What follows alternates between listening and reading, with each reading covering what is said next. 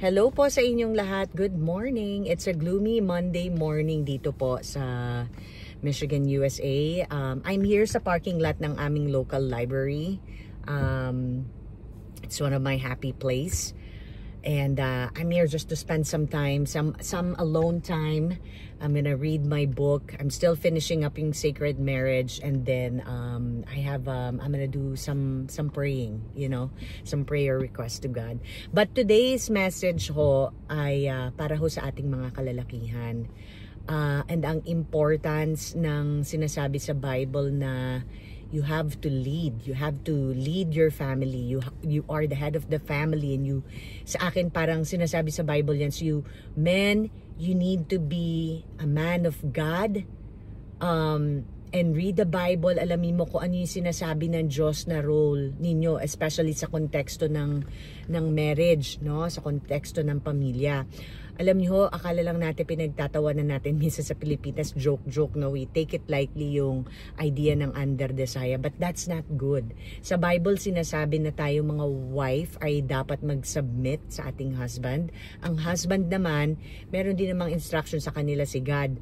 Magkakaiba tayo ng role, kung ano yung role ng wife at ng husband, but it's not, it doesn't mean hindi equal. Equal pa rin pero magkaiba ng role. Pero dapat yung role na yan, talagang ginagampanan natin yan, kung ano yung role natin at ino-honor natin.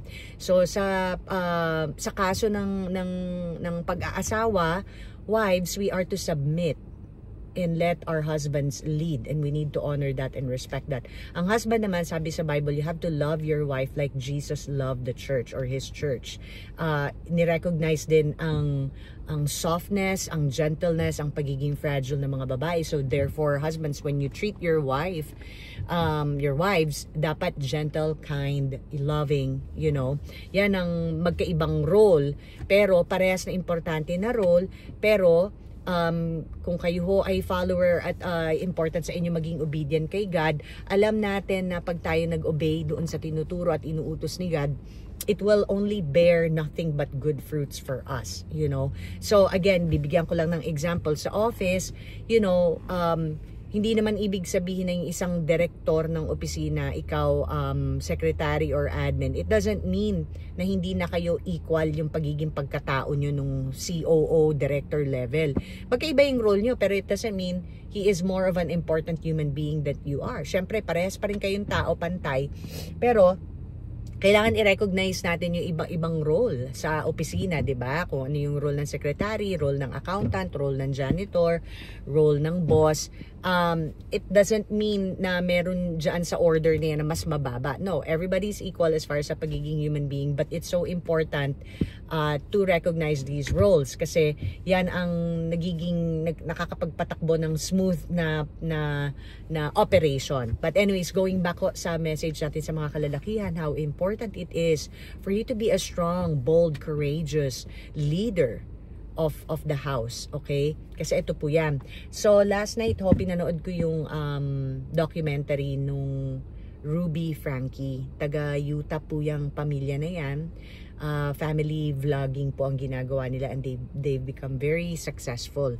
So I'm gonna try my best to cut the whole long story short. So the family, they are Latter Day Saint. Yan po ang church nila. So they are Mormons. I guess apparently in Utah,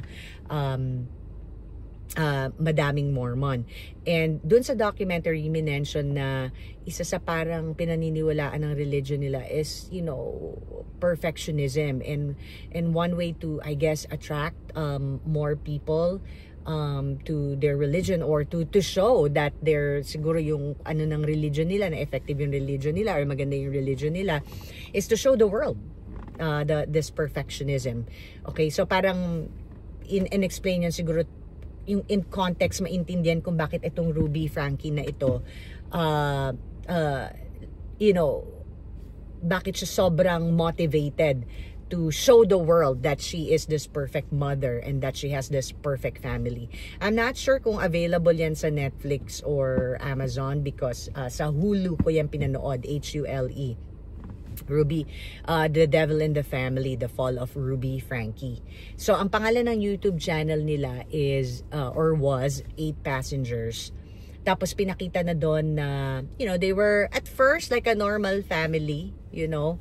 Nagustuhan sila ng mga tao kaya nag-take off talaga yung kanilang channel. Yung mga bata okay lang to participate at first, you know. And ang first paycheck daw nila was $8,000 or $80. Tapos naging $2,000 a month, naging $10,000 a month, naging $20,000 a month. And then at their peak, they were making about $100,000 a month. Ganun kadami, ganun sila naging successful. Tapos, pinapakita doon sa documentary na yun yung transformation ng wife. At pinapakita din yung mga, you know, clips na syempre, hindi kasama sa vlog, parang yung mga behind the scenes na sinisigawan niya yung mga anak niya. In front of the camera, they look so perfect, pero, you know, she freaks out, she yells at, you know, her children. Pero ang pinaka-importante dito, kasi nga ang message natin today is para sa mga kalalakihan and the importance of being a godly husband, leader of the family. So, pinakita na itong husband niya is very much under desire. Alam niyo, sa kultura natin, parang, you know, we make light of it, we joke about it. Sometimes we think na it's sweet when the husband is under desire, but it's not good. Kasi unang-una sinabi talaga ng Diyos, you know, wives submit to your husband and husbands are meant to be the leader of the family. Padre de pamilya yan.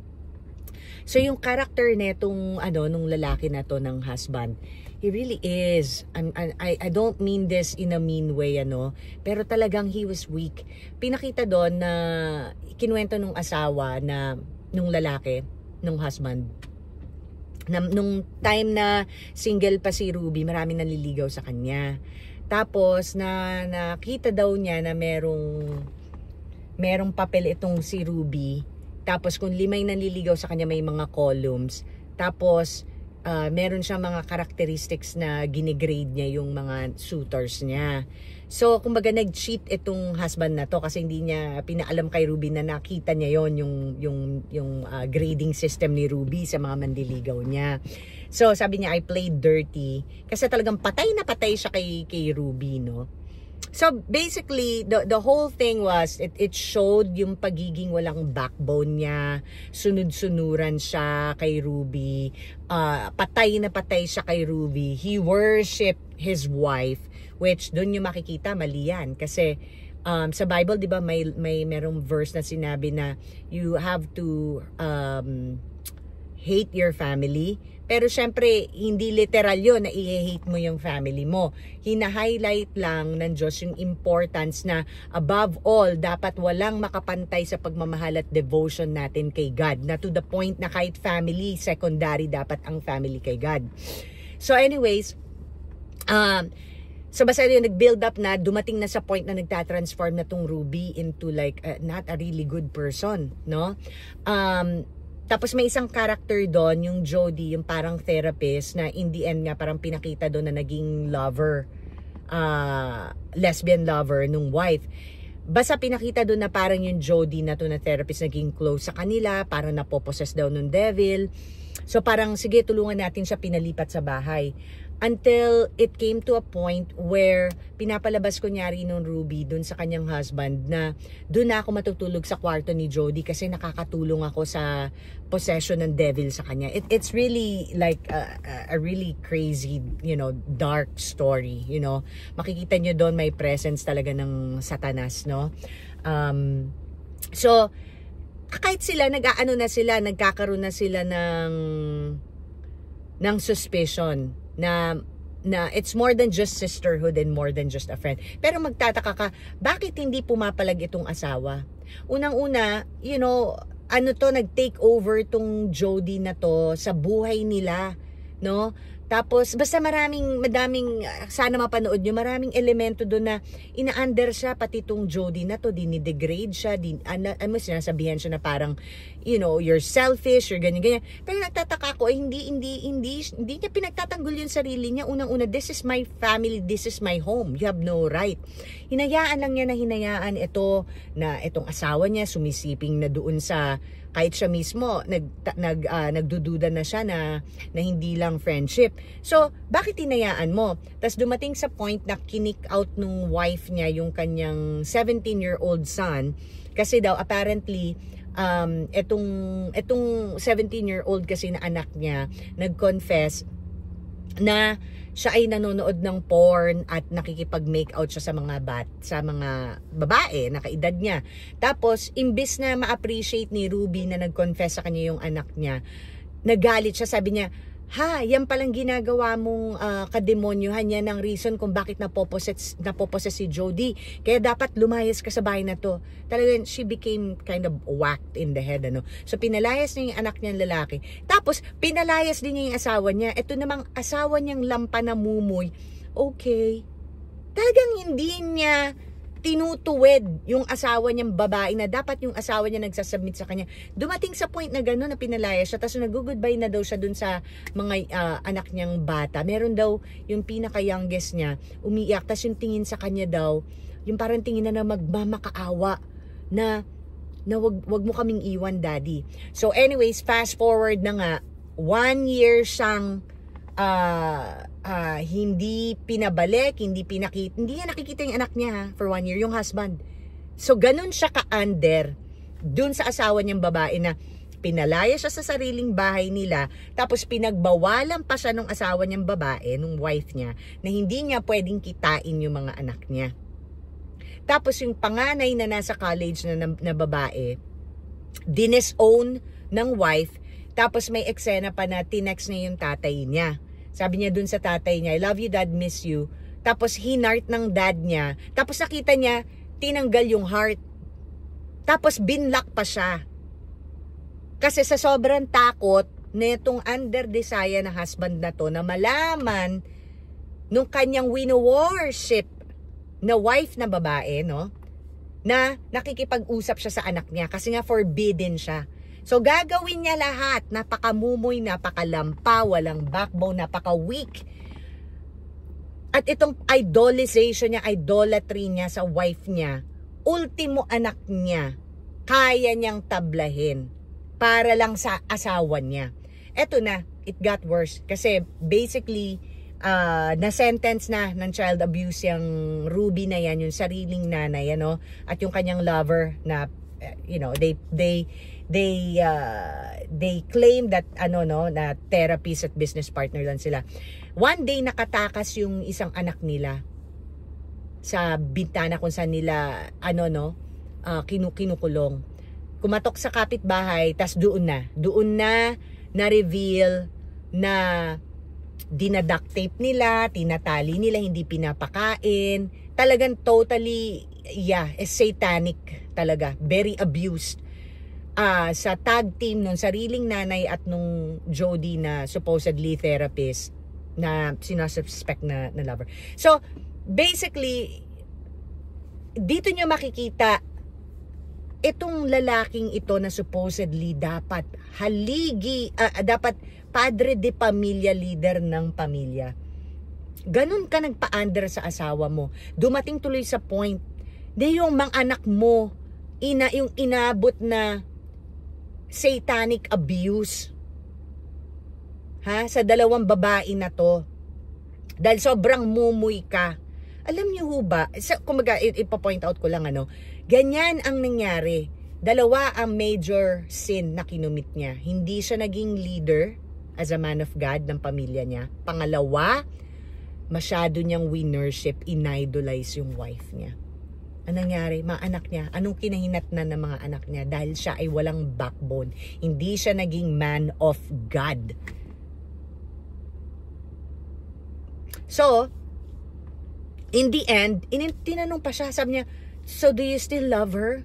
Ay, grabe ho. Love pa daw niya.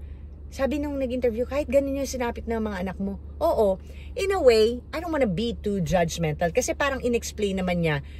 Kasi syempre nga naman sabi niya, hindi ko naman makakalimutan yung memories na, kasi 6 yung anak nila, di ba? Ilang beses kami nasa hospital room.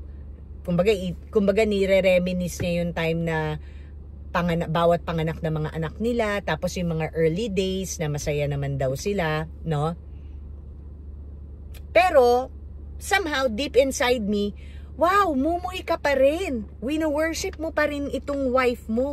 Hindi ka pa rin na nagising, no? Nung tinawagan nga siya nung wife niya kasi nahuli na ng mga polis. So 1 year hindi siya tinatawagan nung wife niya, nung Ruby. Nung finally tumawag yung Ruby, tuwan-tuwa siya. Sabi sa kanya, syempre hindi sinabi ni Ruby, sabi niya, oh, yung mga anak mo, kinuha ng mga pulis. Pero sasabihin ko sa'yo na may mga demonic character at behavior yung mga anak mo. I'm letting you know. Alam niyo ba, pinaniwalaan niya yun? Kaya pagdating niya sa pulis, wala siya ka-idea, feeling niya, pina-fabricate pa yung story. Tapos pinagtanggol, pa niya, as much as he can, pinagtatakpan niya pa yung wife niya. Pinaniwalaan niya na talagang may demonic, yung mga young, kids niya. Ganun ho. So, grabe ho talaga, no? Satan really is out to kill, steal, and destroy. And we have to really stay connected to God kasi may evil forces talaga.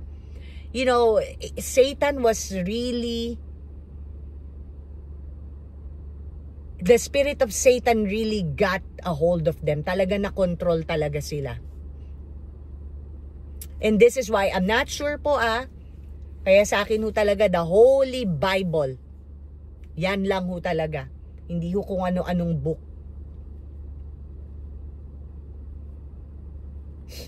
Yung teaching ho, alam nyo ho na legit po ang isang Christian, whatever church or kung saan ho kayo nag-a-attend.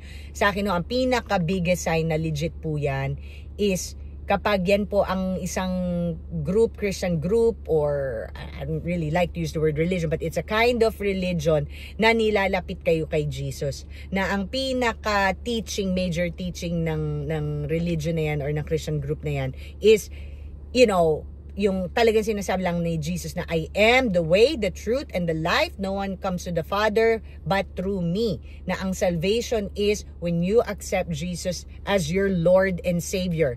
Yung mga teachings na you have to die to self. Yan lang ho. Yung basta anybody who tells you, alam mo, kaya na-appreciate ko yung CCF dyan sa inyo, yung Peter Tanchi, yung mga pastor dyan. They're very clear. They always clarify na hindi nga yung CCF ang magsasave sa inyo. Magsasave sa inyo yung tanggapin nyo talaga si Jesus Christ as your Lord and Savior. At lahat ng teaching sa CCF na-appreciate ko yan kasi Bible-centered, Jesus Christ-centered, God-centered. Wala nang iba. Walang mga kung ano-anong ritual, walang kung ano-anong, excuse me po, sorry po pero hindi na yung i-worship si Mother Mary, i-worship yung kung ano-anong saint. Kasi malinaw sinabi ni Jesus Christ, I am the way, the truth, and the life. Malinaw din, lalo pag nagbasa ho kayo ng Old Testament, ilang beses ho pinarusahan na galit ang Diyos sa mga Israelita. Bakit? Paulit-ulit ho silang sumasamba sa ibang mga Diyos-Diyosan. Ayaw ho ng Diyos yan. Siya lang, I'm a jealous God. So we have to be careful with false prophets. We have to be careful with different kinds of religion na naiaalis ang ating focus kay Jesus Christ. Very simple po yan. Siya lang. Ang salvation, kung kayo naniniwala, Kristiyano kayo, si Jesus Christ lang, wala na hong iba. But anyway, sa mga kalalakihan po, please, syempre, hindi ho sinasabing abusive na manipulative controlling. Iba naman ho yun. Satanic pa rin ho yun. Hindi ho yun ang sinasabi sa Bible. But men, you need to. Ito, nakalimutan ko lang i-point out, no? Katulad kay Adam. Ang ginawa ni Adan, nakinig siya kay Eva. 'Di ba? Classic. Tapos nung tinanong na ng Diyos, anong nangyari, 'di ba? Sinisi niya yung asawa niya. No backbone. Dapat yun na nangyari no, hindi tayo dumating sa sitwasyon na to na nagkasala tayo. Ginawa ni Adam, no, I am the leader of this family. Sinabi ng Diyos, we don't eat from that fruit. From that tree, rather. We don't. Stop it. You follow me, I'm the husband. Paano kaya kung ganun ka-assertive si Adam, Tas, hindi lang yon, hindi lang sa pagiging lalaki. Ang una doon kasi na wag nating kalilimutan, yung devotion niya, yung obedience niya kay God ang pinaka-importante doon. Dahil siya ay devoted siya na to be a man of God, devoted siya sa pagiging obedient kay God. Yung sinabi na huwag kayong kakain dyan sa puno na yan, the moment yung asawa niya nagsabi, kainin natin. Ay, hindi. Unang-una sinabi ng Diyos, hindi natin kakainin yan. Pangalawa, ako ang masusunod dahil ako ang asawa. Ako ang magli-lead sa pamilya natin. Wow. Hindi siguro tayo umabot sa ganito na tayo ay naging mga makasalanan na tao. Yan. It's a very tragic, story. Yan nangyari sa Ruby Frankie na yan. At dyan mo talaga madedemonstrate dalawang bagay na ginawang kasalanan ng lalaking ito. Hindi siya obedient kay God. Hindi niya ginawang number 1 si God. Pangalawa, winnership niya itong babaeng to in the process, of, choosing his wife to be his world, his God. Pinalitan niya, hindi niya na sinunod kaya hindi niya nasunod si God. Tapos yun, yun pala, nag-disobey siya kay God, and in the process of disobeying God, winnership niya, in-idolize na yung wife niya. So, men, kikusap po sa inyo, maging po kayo, sana mag-turn po kayo kay God, and be a very passionate, devoted follower of Christ, and a godly man. Lead your family. We wives need a strong leader na godly. So, kakaawa ho. Dahil sa sobrang pagkamumuy, sobrang pagkalampa, walang backbone, di niya inuna si God, sobrang pag-worship niya dito sa babaeng to, ang hinahinat na ng pamilya nila. Dahil hindi siya naging godly man, leader of the family, head of the family. So, sa atin din mga babae, Satan just like is out there. Like katulad ng kanyang pag-tempt kay Eve. We have to know our place. We also need to be godly women. We need to read the Bible. We need to pray to God na protektahan tayo at ang buong pamilya natin from Satan, to keep us away from Satan so that we may not cause pain on other people. Pero yun nga, para hindi din tayo mag-cause ng sin kay God, para hindi tayo mapariwara kay God, para hindi tayo makakommit ng mga kasalanan, no? At hindi tayo mapariwara. So, ayun po. Anyway, papasok na po ako sa library. Yan po ang ating message today. Siguro ang ating prayer, God. We need you more than ever. Dito ho namin nakikita talaga, Lord, na kailangan namin kayo. Satan is out there to kill, steal, and destroy us, to divide us, to deceive us, to even take over us and possess us. We don't want that, oh Lord. Please protect us from him.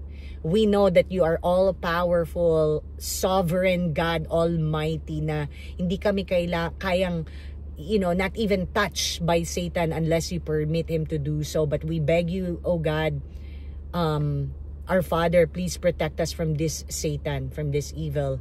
Keep us, shield us, keep us away from him, oh Lord. We want to be under your wing. We want to be under your coverage, your protection. We only want to worship you, God. We only want to obey you. Please give us the Holy Spirit, the grace to be able to become nothing but obedient, devoted follower of you, O Lord God. Help us become a devoted follower of Jesus Christ. Yan lang po ang aming hiling, Lord, wala nang iba.